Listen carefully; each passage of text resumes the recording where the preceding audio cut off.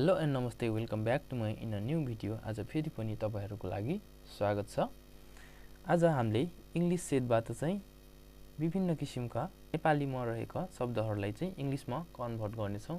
Number 1 मा रहेको छ म भर्खर कामबाट घर आइपुगे। I just got home from work।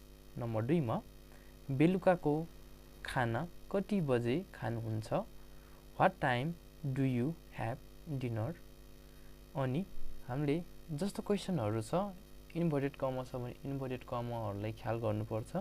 जस्तै हामीले यहाँ देख्न सक्छौं क्वेशन मार्क छ भने तल पनि हामीले क्वेशन मार्क दिनु पर्दछ। त्यस्तै गरी नम्बर 3 मा तपाईको नाम के हो? What's your name? अनि लास्टमा चाहिँ क्वेशन मार्क म तिमीलाई माया गर्छु। यसलाई चाहिँ पूर्ण विराम I love you अनि पुल स्टप चाहिँ नछोड्नु होला है। त्यसै गरी म तपाईलाई इमेल पठाउने छु। I will send you an email। किनभने यहाँ चाहिँ भोवेल साउन्ड आएको कारणले चाहिँ हामीले एन लगाउँछौं। त्यस्तै नम्बर 6 मा म यसमा काम गरिरहेको छु। I am working on it। त्यस्तै नम्बर 7 मा मलाई यो काम पूरा गर्न थप समय चाहिन्छ।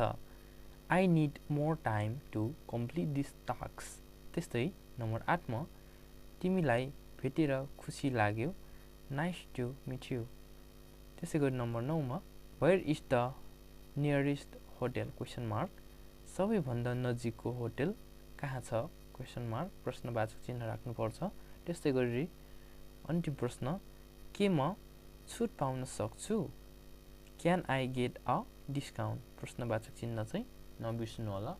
सो यिनीहरु प्रश्नहरुले चाहिँ तपाईहरुले मज्जाले प्रिपेयर। सो आजको लागि यति नै। Thanks for watching my videos. Bye by.